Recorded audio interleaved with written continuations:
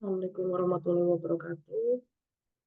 Ini kita masuk ke pertemuan 14. Dan yang akan kita bahas adalah pertumbuhan dan pembangunan ekonomi.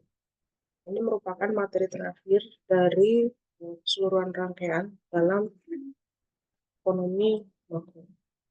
Lalu apa sih kenapa harus membahas pertumbuhan dan pembangunan ekonomi? Dua hal tersebut merupakan hal yang berbeda. Jadi mari kita cermati bersama. Pertumbuhan ekonomi merupakan terjadinya kenaikan pada produk domestik bruto atau PDB. Jadi ketika PDB-nya naik, maka dikatakan terjadi pertumbuhan ekonomi. Tanpa memperkirakan apakah berdampak pada pertumbuhan atau pertambahan jumlah penduduk, itu pertumbuhan ekonomi. Sedangkan pembangunan ekonomi merupakan sebuah proses multidimensional terhadap perubahan sosial. Jadi pertumbuhan dan pembangunan ekonomi ada beberapa perbedaan. Kita bisa lihat beberapa perbedaan fundamental ya, di mana pembangunan ekonomi proses kenaikan pendapatan total dan pendapatan per kapita dengan memperhitungkan adanya pertambahan penduduk disertai dengan perubahan fundamental suatu negara dan pemerataan pendapatan bagi penduduk suatu negara. Jadi kita kalau membahas pembangunan ekonomi itu tidak bisa lepas dari pertumbuhan ekonomi. Kita lihat dulu pertumbuhan ekonominya, baru kita bisa lihat apakah terjadi pembangunan ekonomi yang dapat mendorong pertumbuhan ekonomi. Jadi pertumbuhan ekonomi di sini dapat memperlancar proses pembangunan ekonomi. Apa sih pertumbuhan ekonomi? Ada yang bilang pertumbuhan ekonomi adalah proses kenaikan kapasitas produksi suatu perekonomian yang diwujudkan dalam bentuk kenaikan pendapatan per kapita. Kita sekarang bahas materi pertumbuhan ekonomi. Jadi pertumbuhan ekonomi berarti perkembangan fisikal produksi barang dan jasa yang berlaku di suatu negara. Contoh ada pertambahan dan jumlah produksi barang industri. Kita lihat nih, kira-kira pertumbuhan barang industri itu semakin tambah tahun semakin banyak atau semakin berkurang. Kalau kita lihat, misal terjadi kelesuan, berarti pertumbuhan ekonominya turun ya. Contohnya yang baru-baru ini adalah perusahaan tekstil ya. Perusahaan tekstil di wilayah Jawa Tengah itu berbondong-bondong melakukan PHK. Sekitar 13.800 karyawan terdampak. Kenapa? Karena terjadi kelesuan dari daya beli masyarakat atau kelesuan dari jumlah output yang bisa terserap atau terbeli oleh masyarakat. Itu contohnya. Kenapa sih? Apa yang terjadi? Ya mungkin kalau kita lihat ya, baru-baru ini adalah banyak kemudahan impor untuk barang-barang seperti tekstil dari luar negeri. Salah satunya adalah dari Cina. Dari Cina itu kita impor terlalu banyak ya. Apalagi kalau kita lihat tekstil Cina itu harganya lebih murah. Nah, sekali lagi dalam ekonomi harga itu sangat sensitif. Jika harganya jauh lebih murah, masyarakat lebih memilih barang-barang yang harganya lebih murah dengan kualitas yang tidak beda jauh misalnya. Lalu ada perkembangan infrastruktur ya. Infrastruktur berarti semakin berkembang ya. Kalau kita lihat infrastruktur semakin ke depan kan semakin ada pelabuhan baru, misalnya bandara ya, atau infrastruktur lain yang memang waktunya untuk renov. Kalau kita lihat infrastruktur seperti jembatan penyeberangan orang, jembatan, bandara, jalan tol, ya, lebaran jalan, dan lain sebagainya. Pertambahan jumlah sekolah. Nah, ini pertambahan jumlah sekolah juga menunjukkan adanya pertumbuhan ekonomi. Kalau kita lihat di wilayah perkotaan, pertambahan jumlah sekolah swasta itu meningkat pesat. Baik dari sisi sekolah SD, pendidikan dasar, TK, PAUD, ya, SMP, SMA, bahkan kalau kita lihat sekarang beberapa tahun belakang, tren peningkatan perguruan tinggi swasta itu juga cukup masif ya di daerah-daerah di luar perkotaan, di mana itu kita bisa lihat berarti ada pertumbuhan ekonomi. di mana sekolah swasta semakin banyak, semakin diminati oleh masyarakat misalnya. Lalu ada pertambahan produksi sektor jasa. Nah, sektor jasa apa? Sektor jasa, sektor-sektor yang bergerak di bidang jasa. Contohnya kita bisa lihat pertambahan jumlah event organizer, gitu ya, wedding organizer, jasa internet, misal ISP, kan kita bisa lihat sekarang ISP aja banyak sekali ya berkembang. Lalu pertambahan produksi barang modal. Modal ya barang yang menjadi barang modal ya. Itu juga meningkat pesat. Berarti bisa dikatakan negara tersebut terjadi pertumbuhan ekonomi. Tetapi dengan menggunakan berbagai jenis data produksi sangat sulit ya untuk memberi gambaran tentang pertumbuhan ekonomi yang dicapai. Oleh sebab itu, untuk memberikan suatu gambaran kasar mengenai pertumbuhan ekonomi yang dicapai suatu negara, ukuran yang digunakan adalah tingkat pertumbuhan pendapatan nasional real yang dicapai, yang menjadi dasar ukuran. Lalu bagaimana cara kita menghitungnya? Biasanya kita hitung pendapatan per kapita ya. Pendapatan per kapita apa? Pendapatan rata-rata penduduk dari suatu negara pada suatu masa tertentu.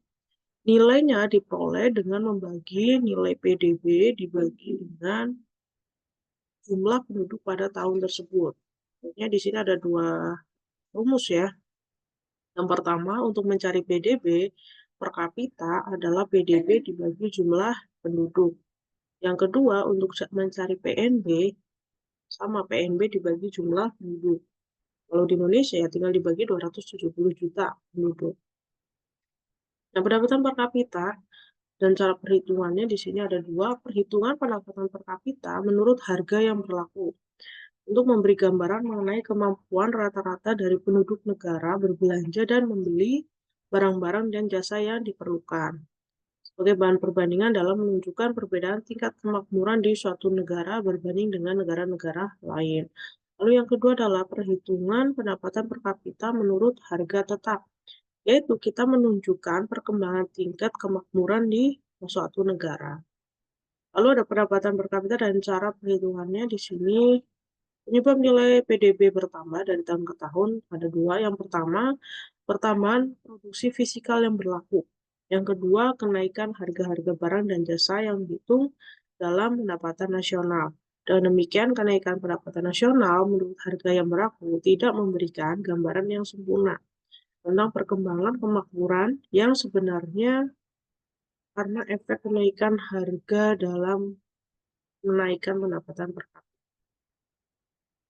Ada tiga aspek yang kita perhatikan ya dalam melihat kemakmuran yang dicapai dari berbagai negara. Yang pertama, perbandingan secara global antara perbedaan kemakmuran penduduk dunia yang digolongkan kepada beberapa golongan pendapatan. Maka di kita ada pendapatan di golongan berapa? Tiga ya.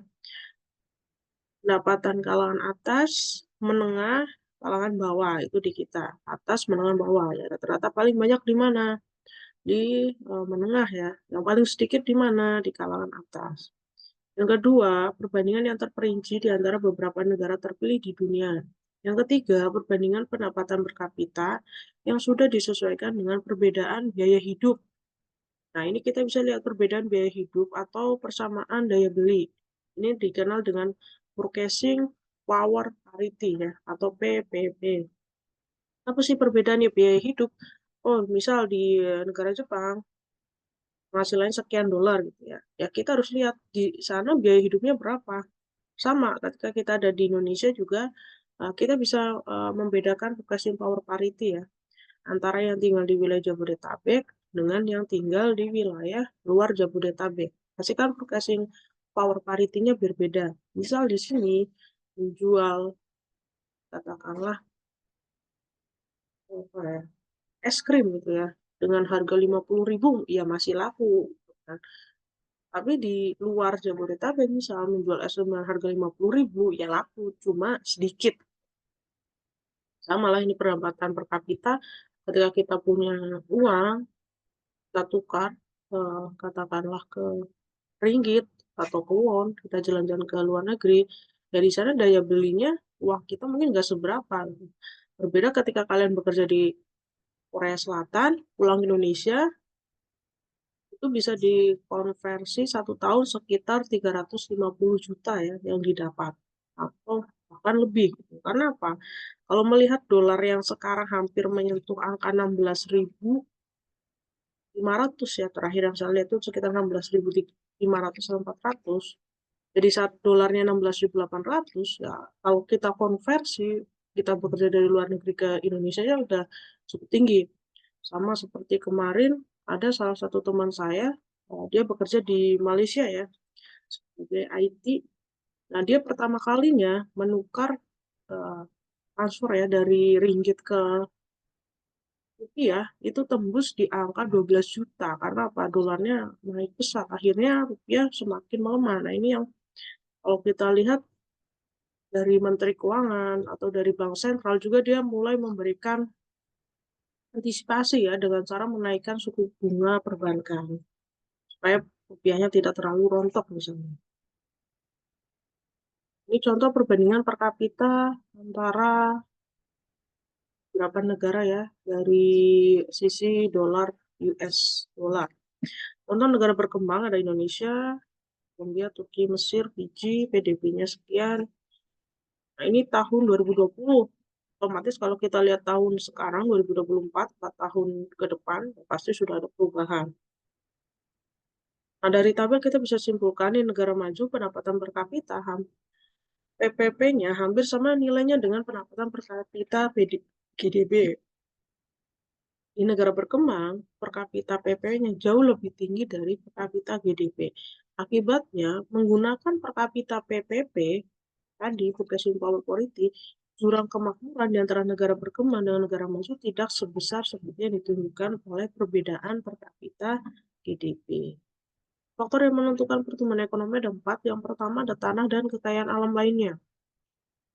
Tanah, kekayaan alam, kita bisa lihat daerah Dubai, wilayah Dubai ya, Arab Saudi. Dubai itu kan termasuk negara yang kekayaan alamnya kaya ya, karena mereka punya punya sumber minyak bumi dan bisa mengolahnya. Kalau kalian lihat di Dubai kan eh, jarang ya kita lihat ada kalangan di bawah atau apa rata-rata pertumbuhan ekonominya baik gitu. Yang kedua, jumlah dan mutu penduduk dan tenaga kerja ini juga mempengaruhi pertumbuhan ekonomi.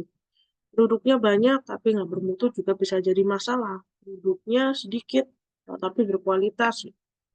Yang ketiga, barang-barang modal dan tingkat teknologi. Tingkat teknologi juga mempengaruhi pertumbuhan ekonomi. Yang keempat adalah sistem sosial dan sikap masyarakat. Nah, ini juga mempengaruhi nih sistem sosial, sosial masyarakatnya bagaimana, sikap masyarakatnya terbuka atau tertutup terhadap perubahan dan lain sebagainya. Lalu ada teori pertumbuhan ekonomi, ada 4. Ada teori pertumbuhan klasik, ada Schumpeter, Harold Domar, dan neoklasik. Beberapa masalah yang menghalangi berbagai negara untuk berkembang lebih cepat. Yang pertama masalahnya adalah pertanian tradisional. Nah, ini juga masalah ya, karena di kita itu pertaniannya masih padat karya. Sebanyak butuh tenaga. Kalau kita lihat di luar negeri kan pertanian sudah modern. Sudah modern, hanya cukup 1 orang untuk memanen berapa ratus hektar. Misalnya alat-alat teknologinya juga paten, hasilnya juga lebih melimpah ruah. Meski kalau kita lihat mulai petani Gen Z dan Gen milenial ya, di beberapa daerah mereka sudah mulai mempraktekkan teknologi dengan pertanian. Tapi rata-rata yang mempraktekkan memang masih sedikit gitu ya. Dia memanfaatkan drone untuk menyiram pupuk, untuk menyiram air. Ada beberapa, cuma belum banyak ya. Kebanyakan yang masih tradisional. Yang kedua, kekurangan dana modal dan modal fisikal. Ini juga menjadi masalah. Ini membuat infrastruktur, ini membuat investasi segala sesuatu, tapi uangnya nggak ada. Yang ketiga, peranan tenaga terampil dan berpendidikan.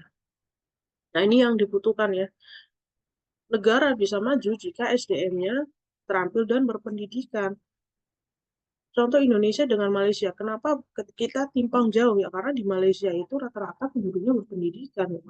Di kita ya masih banyak yang buta huruf misalnya. Dari segi pendidikan di kita masih dianggap tersier.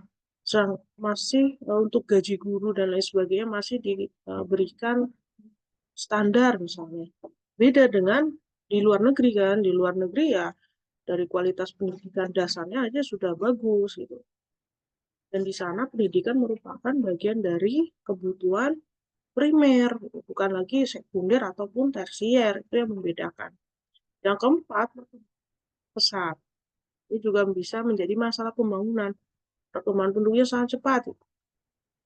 Yang kelima, masalah institusi ya, birokrasi yang rumit, birokrasi yang terlalu panjang, sosial, budaya, politik, ini juga jadi masalah. Masalah sosial, masyarakatnya, mindset masyarakat, pola pikir, kebudayaan, ya. Kemudian juga berpengaruh juga kan kebudayaan terhadap perkembangan pembangunan.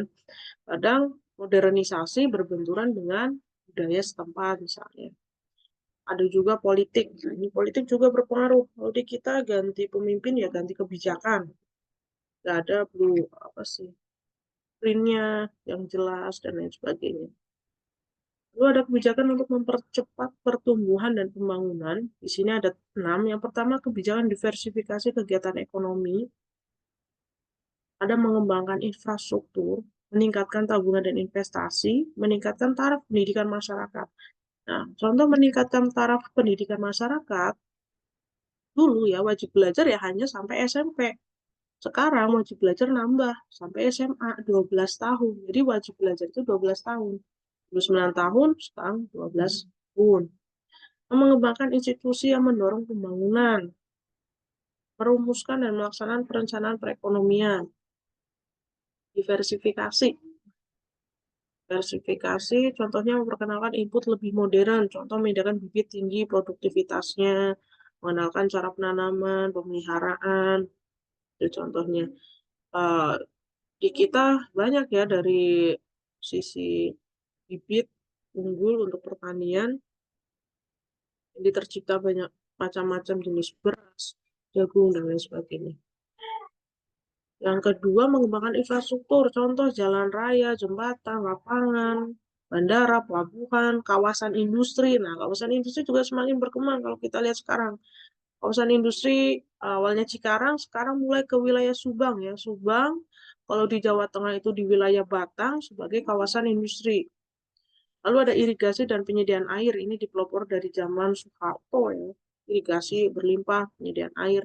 Lalu ada listrik, ada jaringan telepon, perlu dikembangkan. Jaringan telepon kita masih stuck di 4G. 5G ada, cuma hanya wilayah tertentu saja dan itu pun belum terlalu dikembangkan. Sedangkan negara lain sekarang sudah hampir ada yang 6G misalnya. Nah, perkembangan infrastruktur harus selaras dengan pembangunan ekonomi. Pada tahap pembangunan yang rendah, infrastruktur masih terbatas. Ketika penumpukan perkembangan, maka pembangunan jalan dan lain sebagainya semakin dibutuhkan. Ini kita bisa lihat semakin maju suatu perekonomian, semakin banyak infrastruktur yang diperlukan. Yang ketiga, meningkatkan tabungan dan investasi. Tabungan yang diciptakan dalam negeri tidak dengan sendirinya mewujudkan pembangunan. Diperlukan kegiatan investasi untuk menggunakan tabungannya. Jadi kalau masyarakat menabung banyak, ya digunakan uangnya untuk investasi. Sistem bank dan institusi keuangan, pasar keuangan, ada pasar saham, pasar memberikan subahan penting untuk meningkatkan tabungan. Meningkatkan taraf hidup pendidikan tadi, manajemen perusahaan modern yang dikembangkan semakin efisien, penggunaan teknologi modern, pendidikan yang lebih tinggi, meningkatkan daya pikir masyarakat, berbagai pakar, adanya tenaga ahli dan tenaga terampil. Nah, ini beda ya, ahli dan terampil. Ahli itu sudah di bidangnya, terampil ya terampil dalam uh, suatu passion ya atau suatu keterampilan tertentu yang diperlukan di berbagai kegiatan ekonomi. Lalu ada mengembangkan institusi yang mendorong pembangunan. Caranya apa? Administrasi pemerintah perlu menggeser prioritas kegiatannya. Administrasinya jangan dibikin rumit. Gitu. Kalau calonnya dikurangi. Dengan di sini institusi di sektor industri, di sektor pertanian, mengembangkan pelancongan institusi untuk menarik investasi asing misalnya, institusi pendidikan, institusi keuangan, institusi kegiatan industri. Nah, institusi keuangan berfungsi sebagai pengumpul tabungan dari para penabung, sedangkan Fungsi yang kedua sebagai penyalur tabungan kepada pengusaha dan penanam modal. Lalu merumuskan dan melaksanakan perencanaan ekonomi ada dua, menyelaraskan berbagai kegiatan dan arah pembangunan ekonomi untuk jangka panjang. Yang kedua, menentukan sejauh mana investasi swasta dan pemerintah perlu dilakukan untuk mencapai suatu tujuan pertumbuhan yang telah ditentukan. Mana setiap perencanaan ekonomi perlu menentukan tujuan pertumbuhan ekonomi yang ingin dicapai. Ini ada beberapa hal yang perlu diketahui ya dalam merumuskan dan melaksanakan perencanaan ekonomi. Harus tahu tingkat pertumbuhan ekonomi yang ingin dicapai, tingkat tabungan investasi, harus tahu peranan sektor swasta dan pemerintah, harus tahu perkembangan kegiatan ekonomi di berbagai sektor. Yang kelima, jumlah perbelanjaan dan sumber keuangan yang akan digunakan dalam mewujudkan pertumbuhan ekonomi yang perlu di.